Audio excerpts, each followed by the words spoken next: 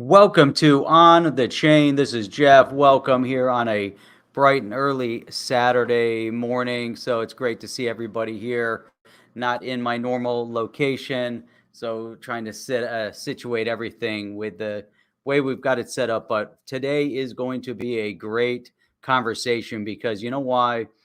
Brad Garlinghouse did come out and he said there will be no settlement without clarity for XRP. It can't be seen as a security, that's for sure. And once again, standing up to the zealous regulators and the overreach of the SEC and others. But it's great to see you guys here. We got a lot to go through, a lot of other great topics that we're going to cover, a lot to dig into, and it's all getting ready to start. Let's see if we can find it right here. I don't even have my mouse, so it's making it even more difficult. But it's all getting ready to start right now. Welcome to On the Chain. All right, welcome back. So what are we going to start with today? I think what we need to do, we need to pull this one up because this one this was Brad Garlinghouse, and I think this was, let's see. First, we're going to pull up the tweet. Let me share the screen here. Let us share the tab. Let's get the right tab going here and let's pull it up. All right, there we go. So this was shared by Mr. B this morning. And obviously you guys know that we've had a number of conversations with Mr. B. He believes there's going to be settlement. Both Chip and I believe there won't be settlement. And I think Burn's Steakhouse is a good place to go in the end. So to Mr. B, if you're listening, that's my preference anyways. So welcome, David D. Good to see you on. All right, so let's go through this a little bit. Let's see some of the things that were said. I think Mr. B typed it out here, and then we're going to go in and we'll listen to it. We'll see exactly what Garlinghouse said with Gasparino. So here it's in clearly printed out here. Mr. B put this here. There's no scenario, though, that we are going to settle unless there's absolute certainty about what is XRP on a go-forward basis. You know what that means? That means no settlement without clarity. And if the SEC is not going to give it, if it's not available, it's not going to happen. So the one thing that we know is that really the SEC is not in a position to provide that kind of clarity. And so right now it's sitting in front of, it will be placed in front of Judge Netburn. And I believe it's going to have to go to it's going to go to judgment. You have the SEC that's overreaching, as we're seeing all over the place. And you have an organization, Ripple, that is also very adamant that they are now on the front lines defending the crypto space. So here he goes on here. He says a settlement with clarity is a win. And when the SEC feels enough pressure and or fear of possible legal scrutiny, they will give it. So that is Mr. B. So then Mr. B goes on here. He says, Gasparino, you need to understand that the SEC v. Ripple case is not about winning or losing. It's about regulatory clarity of XRP. I disagree there. I do believe it's about winning or losing.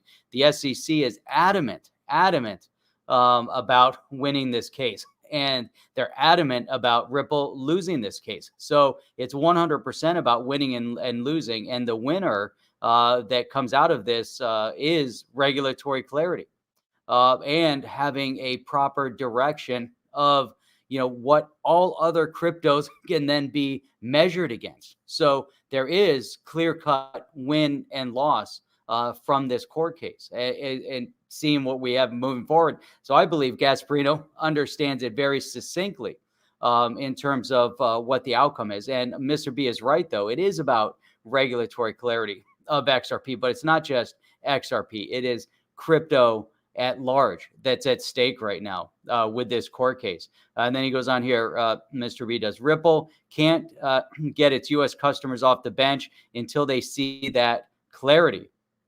That's a good point. The more you understand the technology, the more clear this is. And I agree. I agree 100% with what Mr. B is saying at this point. one, yes, a lot of the U.S. customers have been sitting still because there is a lack of clarity. However, Ripple hasn't been sitting still because we see the development all over the world, including we looked at the Bhutan region country in terms of what Ripple is doing with them and their CBDC, utilizing their CBDC product.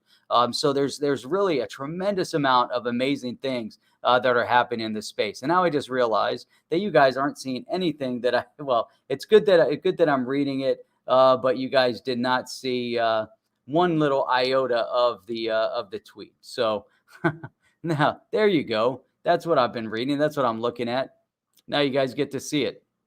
Let me zoom in here. So this was Mr. B up here. So let me throw that up there. I'm sitting here reading, thinking you guys are seeing this as well. So I'm down to one monitor, one laptop, no mouse. So all right. I like JV. He came in, good commentary. And JV, I listened to your podcast. If you're listening, you have.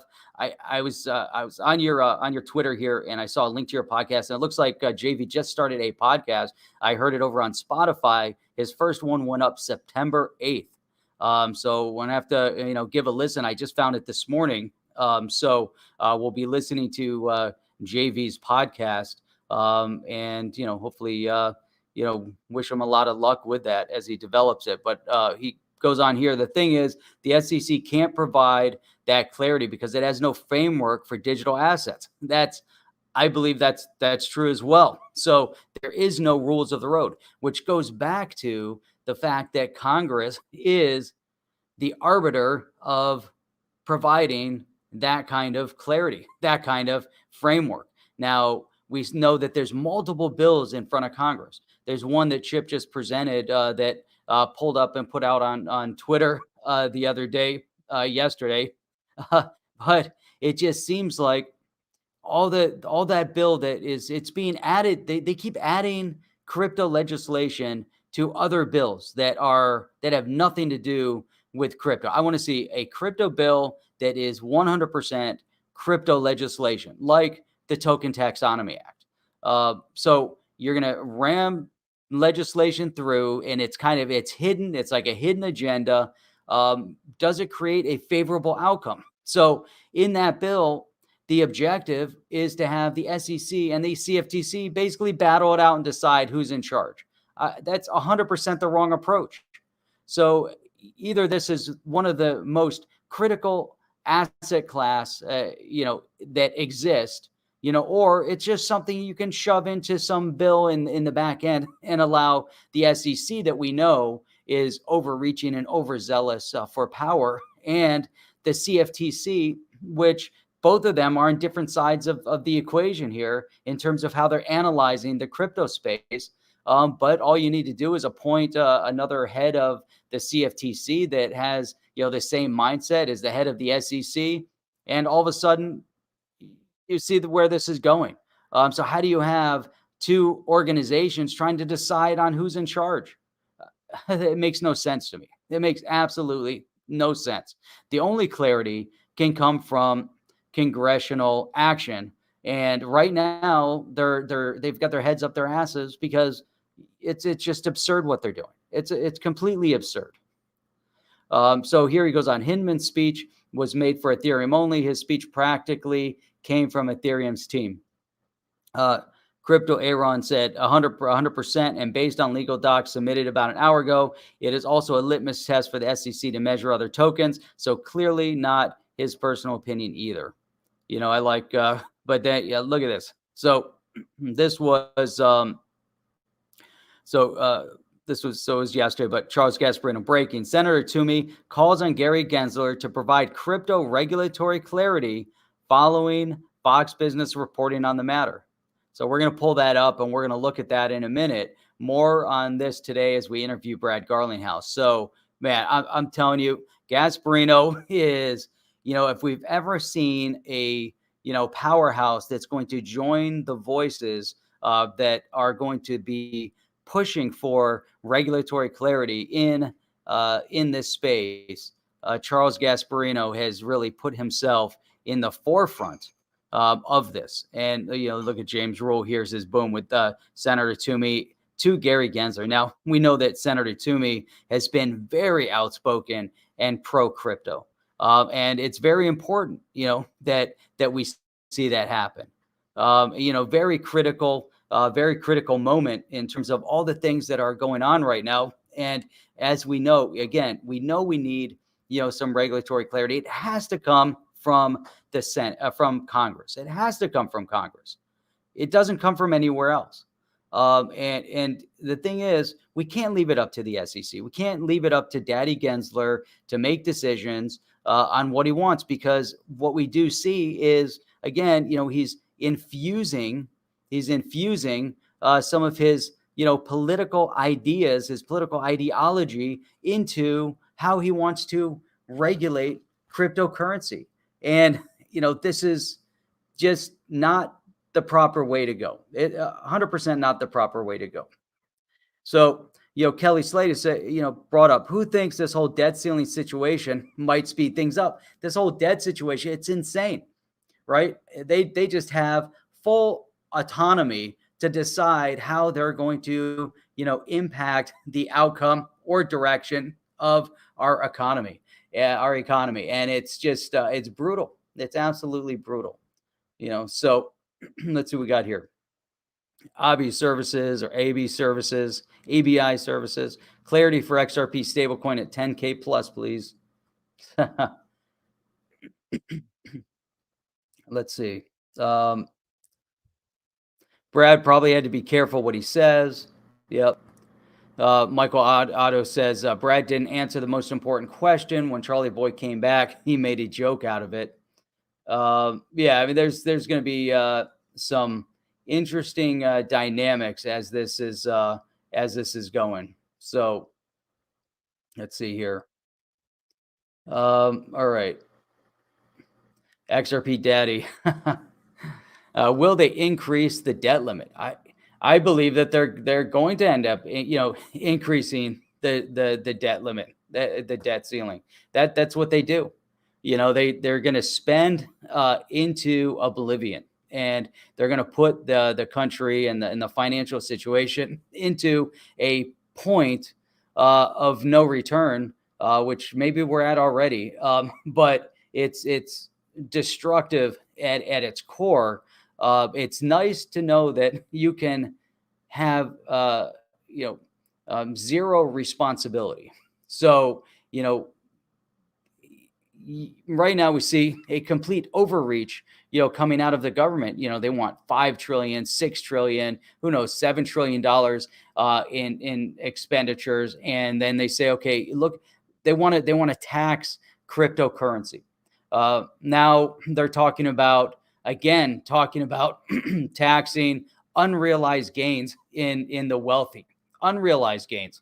Now, could you imagine getting taxed on an unrealized gain? Imagine you're trading cryptocurrency. Let's say you bought XRP at 50 cents, 20 cents, $1, whatever. Let's say it goes up to $5. And now you're sitting on, whatever unrealized gain that you have to pay taxes on that. And so they claim it's going to be for the wealthy only, right? That's their objective. That's their motive in terms of how they're trying to create this class warfare, this division. They want to divide based on racial antagonist. They want to divide based on socioeconomic antagonist. And they're going to then state that they're going after the wealthy class. And only the wealthy are going to have to pay taxes on unrealized gains. What does that do to the market as a whole if you start taxing unrealized gains? That means that you're also going to have to create sell-offs. That means that you're also going to then limit the potential growth of the economy and the potential growth of stocks. So if you want to see the stock market crash, that's how you do it. You tax unrealized gains. You're going to see people pull money out. You're going to see money shifted overseas. Now you have a president sitting in office that may owe $500,000 in back taxes from 2017. So the corruption is everywhere. It's insane. the level of deception is everywhere. And yet they are trying in every way to really undermine economic growth. It's asinine. It makes no sense. It's like we're in a parallel universe, because there are some of the brightest people, the most educated, I should say, that are in that are somehow attracted into government. So how is it that you have some of the brightest? Well, I go back and I always reference this one book written by Paul Eidelberg called Demofrenia, which is the schizophrenic nature of democracy, where it becomes a form of mental illness and you start doing things that are opposed to what's good for you because you're afraid of some future threat that may occur or may not occur. So you're willing to sacrifice certain freedoms. You're willing to sacrifice, normalcy in order to prevent something that may never happen because it just makes no sense. And we've kind of entered into that mode. And now as we focus in on cryptocurrency, we have to really identify then, what are we going to do? What can you do with cryptocurrency that's going to then offset everything that might happen from an economic perspective? Are they going to allow the economy to go? We know inflation is skyrocketing. The price of gas is going up every place. California, I think, is paying over $5 a gallon for gas, and they're making it worse and worse and worse. And so, now it's interesting too, because you had Jim Cramer come out the other day and he's talking about people should flee the crypto space and capture profits. And I say, hey, nothing wrong with capturing profits. However, one of the things that was referenced is that because of that Evergrande collapse, or, if there's going to be a buyout from the, Chinese government of this organization, is it going to then have an impact on the crypto space, on stock markets across the board? Does that make the crypto space more bearish or more bullish? Now the Chinese are making all crypto illegal, right? Does that make things more bullish or more bearish? I tend to think, as the Chinese government, other governments come out and rail against it like that, because you have a very centralized, controlling, dominating government in China. And so you're going to see the people are going to try to flee and put their currencies in assets that will be outside of the centralized control. Whether that's going to be in China or wherever, they're going to figure it out. That's what they do. They figure it out. So let's see here. We go back. We got some good commentary here. Let's see. I like this one, Miguel. We will all benefit knowing the end game. If you can't stop the train, might as well take a ride on it. There you go. Let's see. Here we go. Felipe, the easiest solution is to move Ripple headquarters abroad. They can continue to work with the same team, having the staff working from home in the U.S. And that might be a very obvious outcome in the end if you start seeing this type of activity. Just like we see right now, you see some of the states that are ganging up on Celsius and making some statements that their lending platform is outside of the own state regulations. And so we saw that the SEC came after Coinbase. Obviously, Coinbase took a step back. Coinbase is publicly traded. So members of the board of Coinbase probably said, hey, take a step back, sit down a minute. Think what you're saying, Brian, is going after the SEC on the lending platform the right thing to do right now?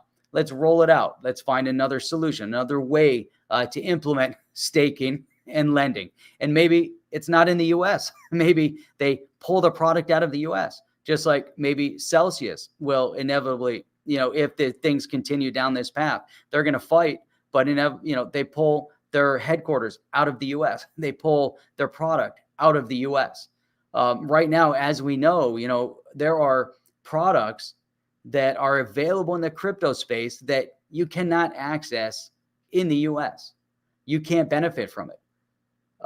Obviously, we've talked about the whole concept of the accredited investor and how that system with the accredited investor that Gary Gensler is a huge proponent of wants to maintain that because he wants to protect the small guy, the little retail investor, because they're obviously not smart enough to educate themselves and to invest. So if you invest $1,000 or you invest $1 million, why is the person with $1 million any more skilled or intelligent than the person with $1,000? Maybe based on situation, the person with $1,000 understands everything perfectly, and that person with $1,000 that can double his money and make another $1,000, that's amazing.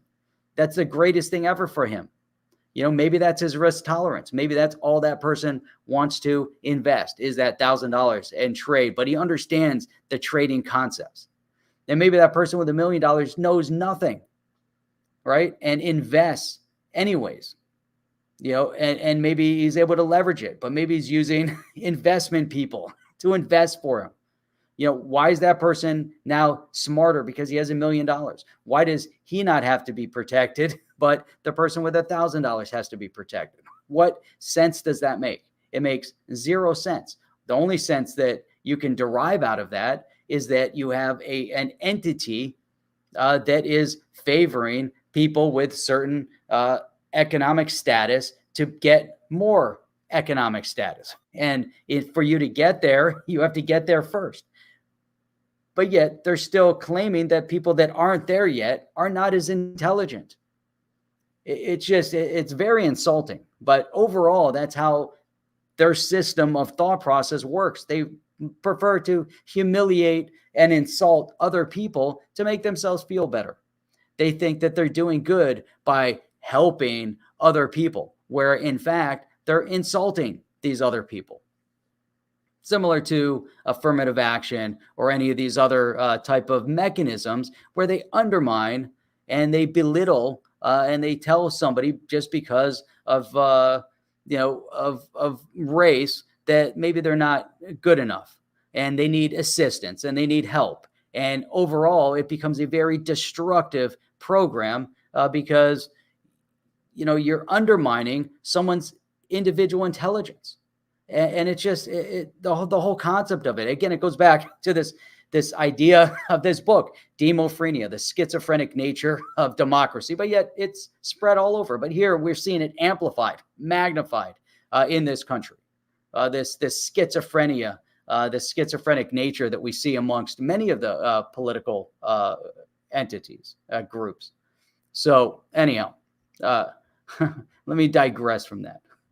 But I want to pull up JV here. True, a lot of the accredited investors aren't that intelligent. They're relying on their accountants and advisors to make the right choices. See? Tony Morissette. Jeff, when you shift gear, say a word or two about the Lightning Network. Recent news with tweet tips and how it might impact the remittance market in relation to other cryptos like XRP and XDC. Actually, I didn't see the recent news with the Lightning Network. I must have missed that one. So, but I would like to reference that if I knew what the exact change was on the Lightning Network. If there's something prominent and how it might make an impact. All right. So, all right.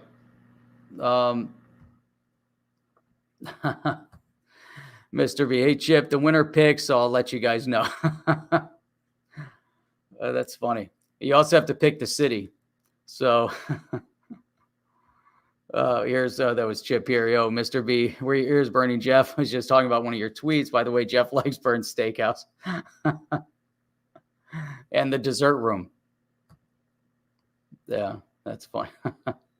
You can send BTC. Oh, look at that. Okay, I missed that. I completely missed that.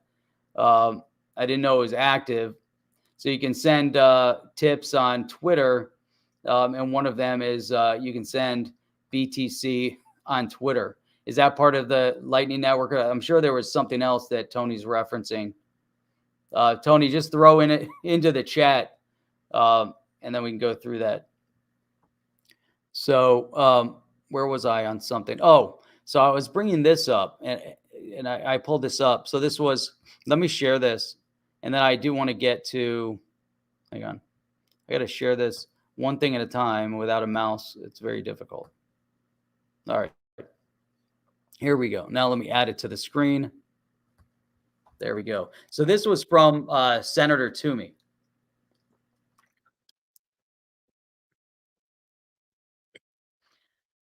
We need to resurrect the Chip. I said we got to resurrect third base and the gas face because uh, because Elizabeth Warren gets a gas face. Elizabeth Warren said the woman couldn't get her $100 off Coinbase in time. Oh yeah, that's so funny. XRP Paul, we were talking about that. And when we brought that commentary from Elizabeth Warren up, and she kept talking about her $100 that she invested the night before, and it was her last $100. Why are you investing your last $100? Maybe you shouldn't be investing your last $100 in a in a speculative investment.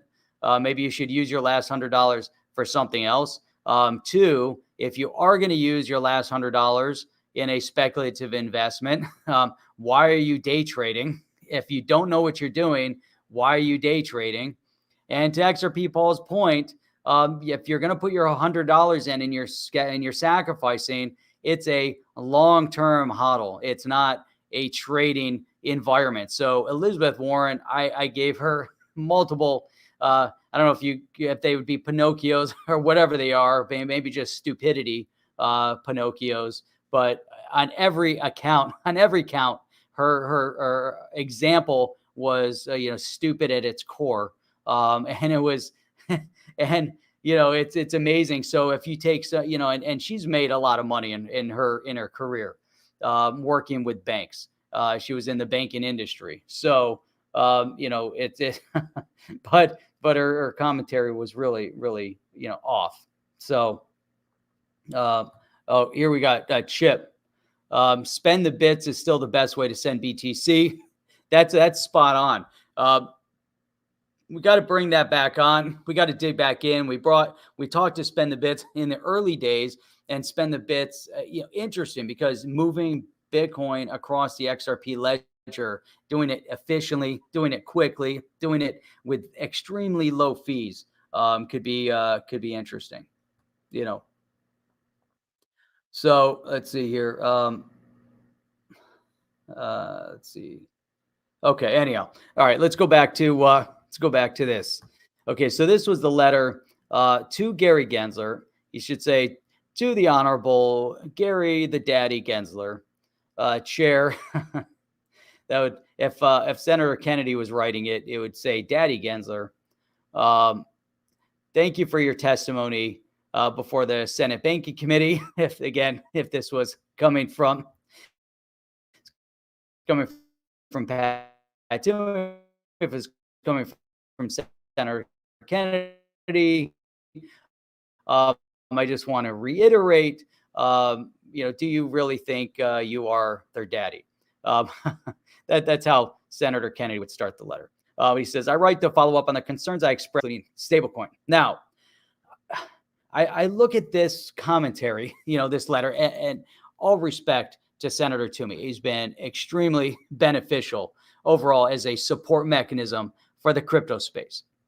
However, why is the SEC responsible for regulatory clarity? Why can't the Senate get to the Financial Services Committee, Maxine Waters, and write similar comment letters to maybe members of the Financial Services Committee and say, hey, you know what? Warren Davidson and Darren Soto, congressman, one from Ohio, one from Florida, one Republican, one Democrat, introduced probably one of the most critical pieces of legislation on cryptocurrency in existence. Of all the bills that have been presented, their bill is the best, the Token Taxonomy Act. Why is there no pressure on the Financial Services Committee to read that bill, scrutinize that bill, and pass that bill? Why? That's what I want to know. Why? Why is this going back to Daddy Gensler, that taught a course at MIT, is very antagonistic to investors at large, comes out speaking supposedly on behalf of retail investors, and exactly the opposite. But anyhow, so Pat Toomey says, or Senator Toomey says, I write to follow up on concerns I expressed at the hearing about the need for regulatory clarity around emerging technologies. For investors to benefit from a fair and competitive marketplace, regulators must proactively provide rules of the road to the industry. Now, again, is it the responsibility of the SEC to provide the rules of the road? If there's no clarity, Daddy Gensler is always talking about, hey, there's clarity, there's clarity, there's clarity. Everybody should know there's clarity. But yet, there isn't clarity because he sees it one way, the CFTC sees it the other way. And even commissioners of the SEC see it differently, divided 2 and 2. So how is there clarity?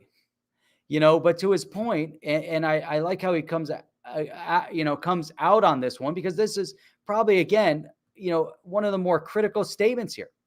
Unfortunately, the SEC has instead adopted a strategy of regulation by enforcement. Now, I want to underscore this idea of enforcement, because this is really systemic. It's a systemic issue of this administration at large. Enforcement. Regulate by enforcement across the board. Think about it from every perspective. Every disaster that we've seen unfold over the past couple months has been at its core done to regulate by enforcement, to strong arm people into a certain predicament. The disaster at the border, the disaster in Afghanistan, the disaster we see unfolding with the SEC on cryptocurrency, the disaster of the infrastructure bill, everything in the infrastructure bill, the disaster of inflation, the disaster of an increase in taxation, everything. Why are we surprised that Daddy Gensler has adopted a strategy of regulation by enforcement? Everything that he says, supposedly to protect the retail investor, coming after Ripple and making ridiculous statements. So at the hearing, you noted the SEC's success in pursuing crypto-related enforcement actions. It's unprecedented. In the past months, since Gary Gensler has been the chair of the SEC, they have brought more action against cryptocurrency and others than ever before. So in many of these enforcement actions, the SEC did not identify the securities involved or the rationale for their status as securities. Why? Because Daddy Gensler thinks he's better than everybody else. He doesn't believe that he has to provide rationale or clarity. The threat against Coinbase came out with, the threat was, don't do what you're doing or we're going to sue you. And we're going to sue you because it's a security. Brian Armstrong says, why is it a security? We're not going to tell you. You should have come in. Coinbase tried to come in. The SEC did not respond to them wanting to come in to talk. In fact, Coinbase was able to meet with all the other agencies except for the SEC. Why are they avoiding and yet making statements that are not accurate? You have to think about that. You got to really ask yourself about that. None of this exists in a vacuum. They're all interrelated. So he goes on here, which would have provided much needed public regulatory clarity. Yes. All you have to do is explain. Why don't you identify what the rationale is as their status of securities? But they don't. Why don't they? Because they want to keep everything in a state of confusion. Everything going on right now is orchestrated chaos. It's all planned out. It's all with a purpose. The same purpose that we see with Daddy Gensler, with what he's doing against cryptocurrency, with regulatory uncertainty and not providing rationale for what they're doing, is creating a state of chaos.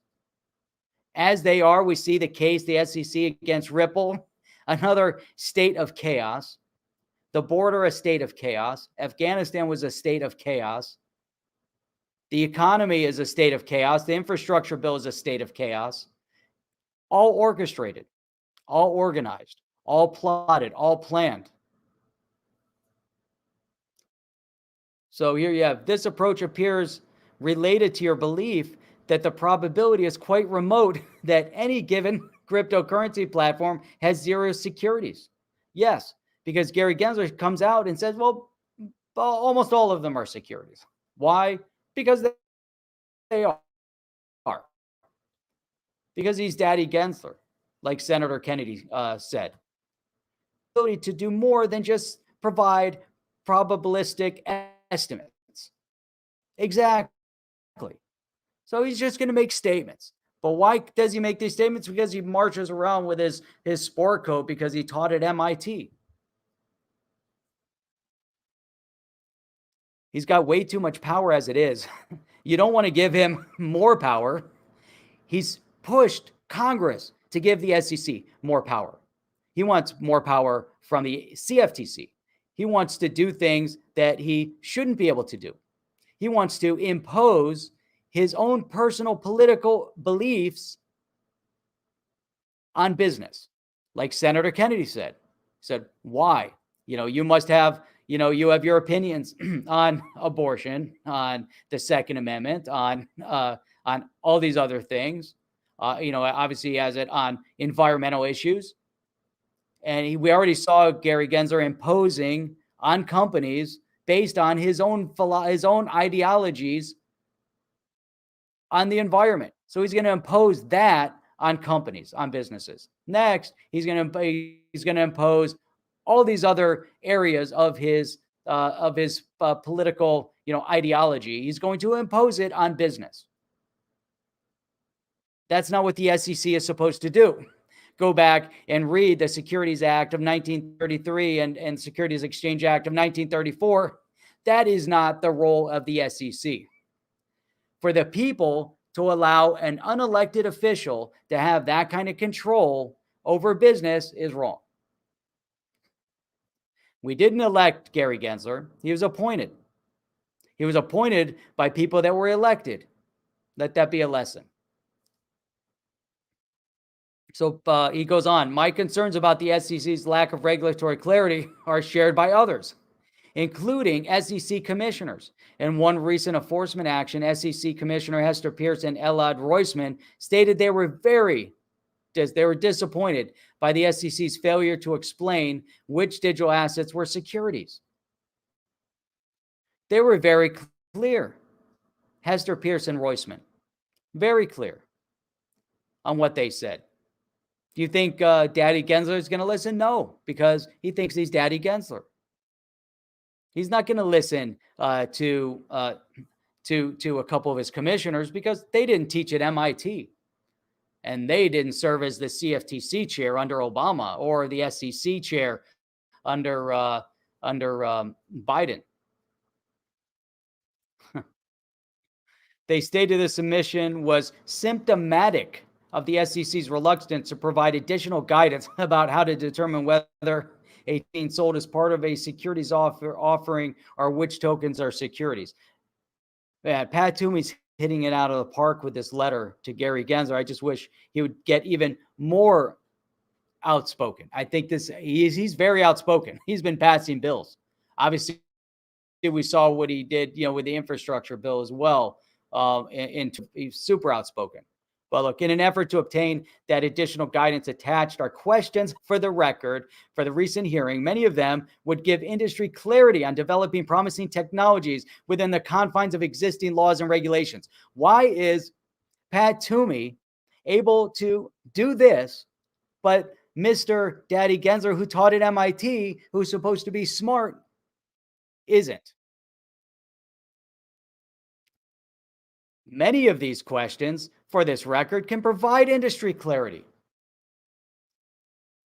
To me, that means that the one that's in charge at the SEC doesn't want to provide industry clarity.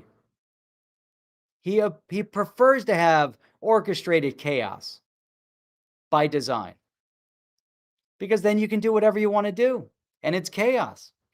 Whoops, we didn't know. We didn't know what happened. Oh, look, it was so confusing.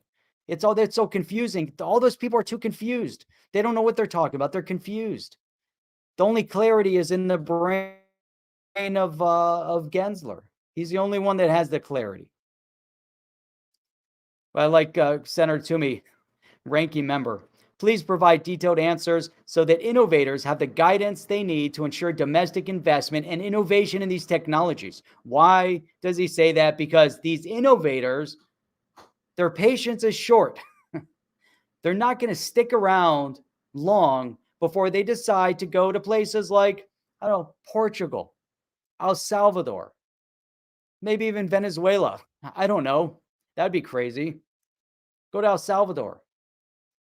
Maybe they'll go places where the regulatory framework for cryptocurrencies and digital assets is friendly. Innovators, it's been proven now over the past year or so, people can work from anywhere. We've seen exchanges running around with Binance and others where they don't have a fixed brick and mortars headquarters, even though they should. And they should have phone support 24/7, like Coinbase is saying that they're going to have. 100%. You want to deal with people's money, you can't just do it on an email and a chat bot. You need to have a phone support, and it needs to be 24/7. Why? Because trading is 24/7. You have to do it during trading hours. That means 24/7 phone support. Is it doable? It's doable. There's technologies out there. One of them, AirMeet. We've had our meetups on there that we've done. And the tech support from AirMeet, you walk into a room and you sit down at a table and all of a sudden you're having a video conference with your tech support person 24 hours a day. You have all these different rooms to walk into and you sit down and all of a sudden you're face to face and they're helping you resolve your situation. The technology is there. If they want to do it that way, they can do it that way. I think that's a great way to do it. I like these notes here. Look at this. Referencing, enforcement actions against Poloniex, Coin Schedule, ICO rating, Ether Delta, Token Lot. Some of the testimony here, but it's amazing to me. It really is amazing. So let's remove that. All right. Been ranting here. Let's see what you guys got posted over here. R-Star, SEC aimed to protect JPM and Goldman to distract and delay Ripple. That's a good point. That's a really good point. Crypto Butthead, stealing $20 from my wife's purse to buy more XRP is my favorite Saturday morning activity. That's funny. Let's see here. I missed a bunch of good ones that we're scrolling through. Here we go. Mr. Wright, what do they say in counseling? If one person has a problem, everyone has a problem. Ripple says there's a problem, yet Gensler is ignoring it. He needs consoling with a... That's funny. Let's see. Sultan Al-Badi, why Japan went with XRP of no future genius. Now, Japan understands, right? they're moving forward with a positive solution. They're also moving for positive clarity, right? They've got some clarity. Let's keep going up here. Um, uh, there we go. Chip, Jeff, and I highlight night after night all of the new partnership Ripple has, and existing Ripple partners doing big things in the space all over the world. Ripple doesn't need the U.S., and the U.S. does need Ripple. That's exactly right. That is true. ABI services or ABI services is Gary Coinbase daddy. We need a DNA test. That's funny. All right, here's JV. Ripple's future has become the present, full effect in motion. They're just waiting to get past this SEC show to fully dominate. That there's a lot going on, and there's a lot of pressure to hold them back. Okay, Tony. BTC price move, great when governments prints more money, store value rather than remittance. News like the Lightning Network. Is the Lightning Network fully functional? What's the big news on the Lightning Network? What did I miss? That there's some big news on the Lightning Network. That maybe I'm missing something on it. That it's functional, that it's working, that it's being used by somebody.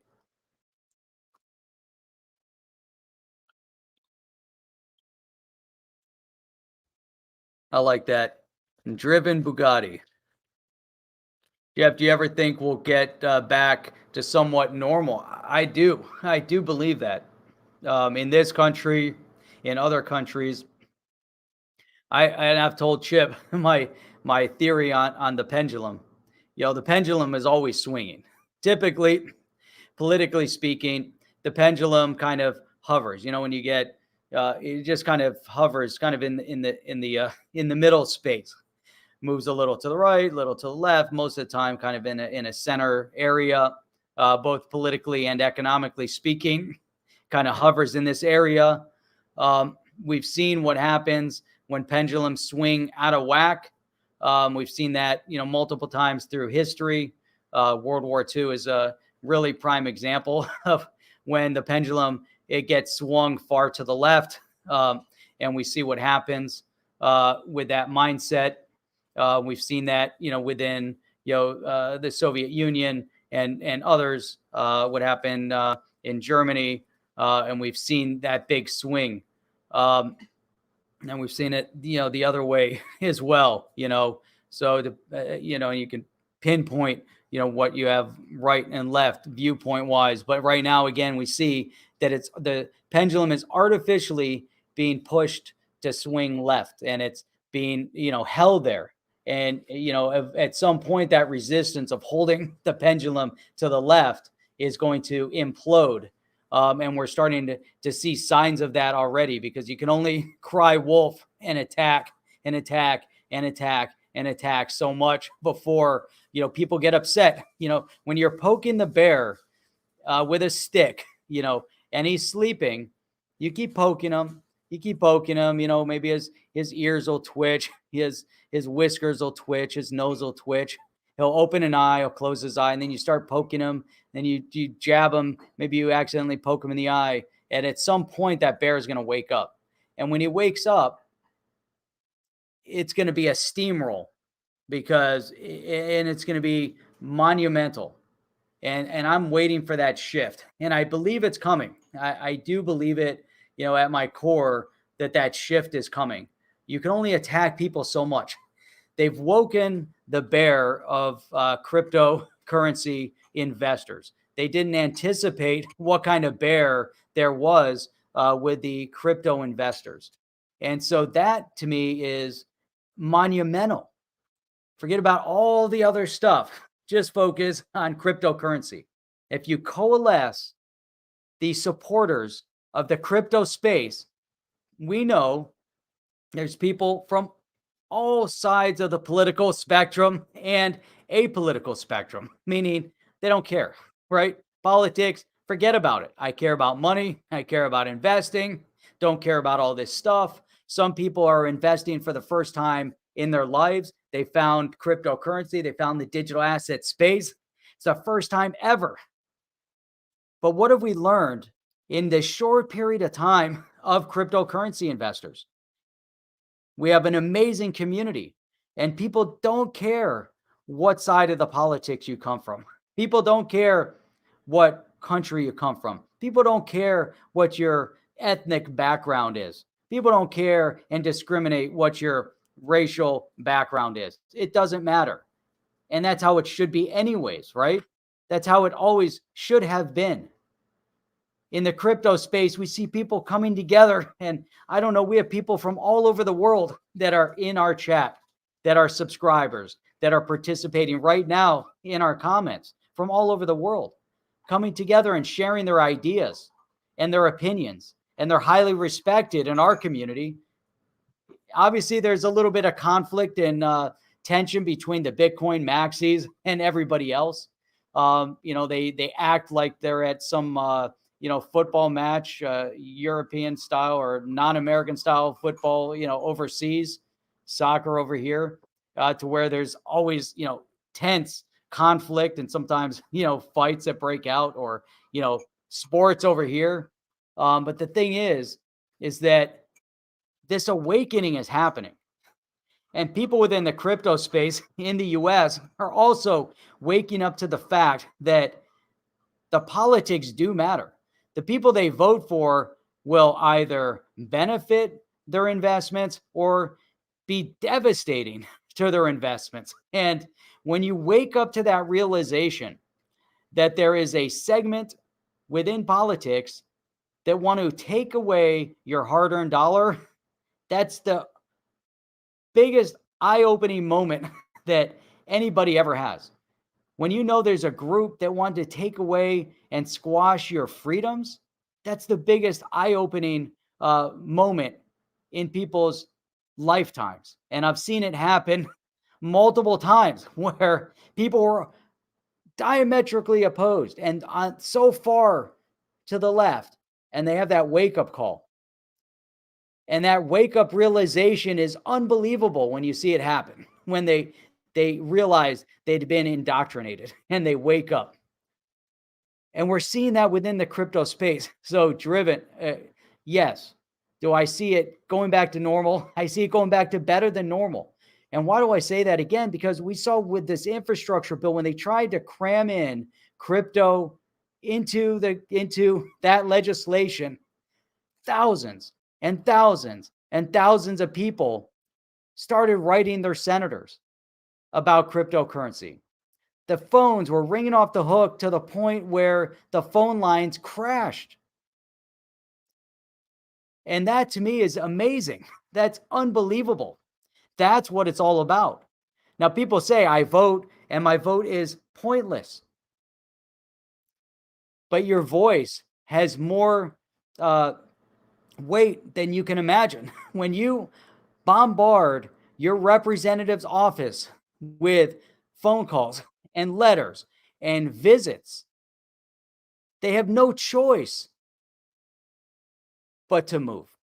Now we see the same thing with the SEC v. Ripple case. And is it impactful? Is it going to have an outcome on the case? I don't know. However, when thousands of people fill up the phone lines with the SEC v. Ripple case, opposed to the SEC in favor of the company that the SEC is suing, it's unprecedented.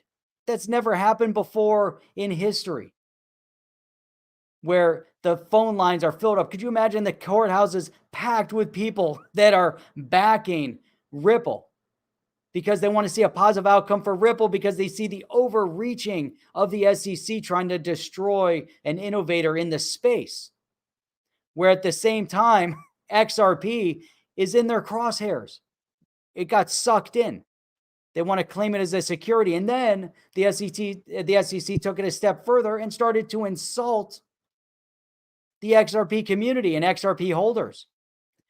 That is important for the entire crypto space. But what happened is that the XRP community came even closer together.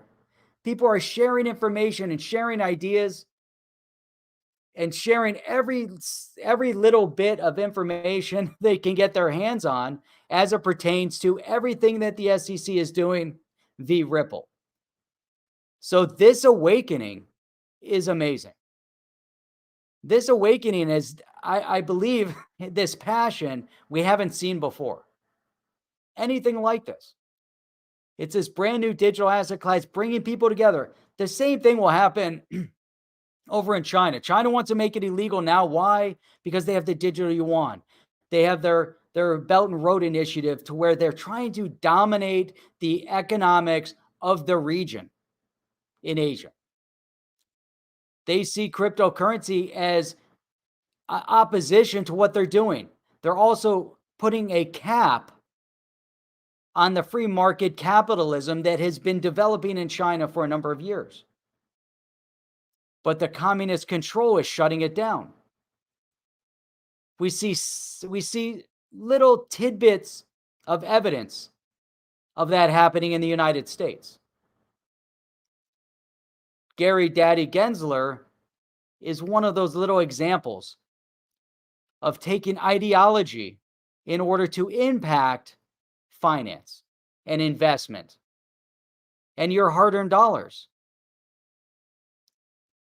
So, but the point is, with all of that, is that yes, people are coming together, and the shift is happening, and it's going to be felt everywhere. It's going to be like an earthquake rated, I don't know, 6 or 7 on the Richter scale, and it's going to reverberate, and people are going to feel it. And it's happening. It's already happening. And there's another good point, Adam. Crony capitalism, SEC, and big government, and some of the big corporations. They all buy into it. The big banks, the big financial institutions. Who do you think the lobbyists are that pay the dollars that go into all these people's pockets? So there's definitely a lot to it. Let's see. You can probably call the SEC to complain too. Why not? Why can't you? You know, is it not the people's house? Do they not work for the people? I don't care if he's an appointed official. He still works for the people. He's not better than the people. He's not smarter than the people. I don't care if you went to Harvard, Yale, or MIT. That doesn't make you any smarter than I am. That doesn't make you any more able than I am. That doesn't make you them any more able than you are. Just because they got elected into Congress or Senate or whatever it is, doesn't make them any better. Just because you can sing better than somebody else doesn't mean that you're better than somebody else. Just because you're an actor in Hollywood and you can memorize lines and regurgitate other people's writings doesn't mean you're better than anyone else. You can actually make an argument and say that you're not as good as other people. I don't know. But the point is that, you know, when you focus in on what's going on politically speaking, these people work for the people. They're supposed to be there doing the will of the people. And that's the point. You know, and when it comes to cryptocurrency and everything else, it's amazing. It's amazing.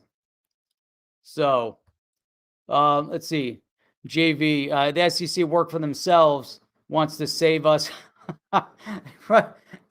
We talked about that the other day, right? So for those that weren't on the other night, Chip and I had brought this one up, and it was it's like truthful wrapped in like some poison, you know? So it's like so one of the things that Gary Gensler said is an outreach to college kids, you should be saving $5 a week and put it into a savings account earning 8% interest. And that's how you're going to further your you're going to do better, whatever. $5 a week. Okay. I like that part. Put $5 away, $10 away, $100, whatever you can afford to put away, put it away. And then if you can, then invest it in something that can grow. Compound interest is important. There's nothing in any bank, in any savings account, paying 8% interest. He was so far off the rails, 0.05% is probably what you're going to get. That's about it. But put $5, you can put $5 into cryptocurrency, find a way to invest it over the long term, put it in stock over the long term. That's great.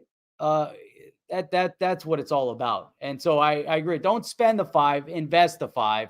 But like JV's saying, and Gary Daddy Gensler saying 8%, when he's trying to crush what's going on at Celsius and at Coinbase. Coinbase just wants to pay 4 or 5% on a stable coin, on USDC. 4 or 5%, and he called it a security.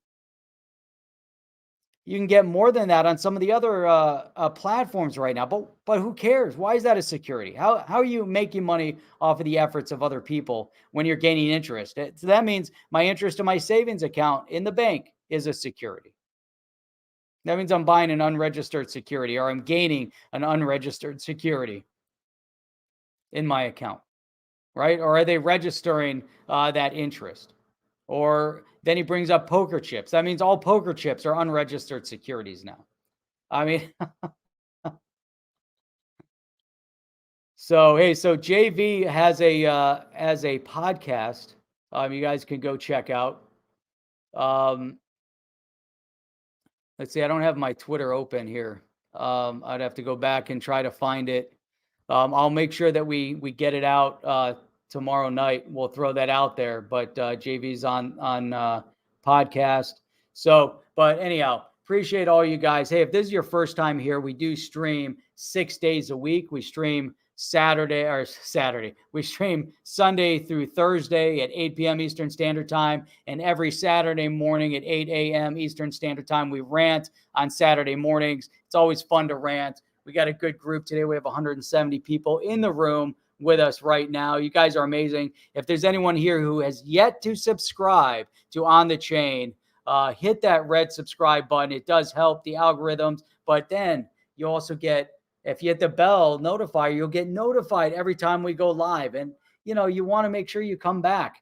It's really important to come back to On the Chain. We have a lot of great knowledge here. We have a great community. So if you're brand new, again, hit that thumbs up, hit the subscribe, hit the bell notifier. We'll see you back here on the next show. And for all of you other guys that are here that are already subscribed, you guys know we have the best and the brightest in the crypto YouTube space right here on the chain. We appreciate all of our supporters here. You guys are amazing. And that's it. You guys have a great day. And we'll see you back here tomorrow night, Sunday, 8 p.m. Eastern Standard Time with Chip and I. Until then, we'll see you guys on the next one. I'm out. Are you down with OTC? Please like, subscribe, and click the bell to be notified when the next video drops.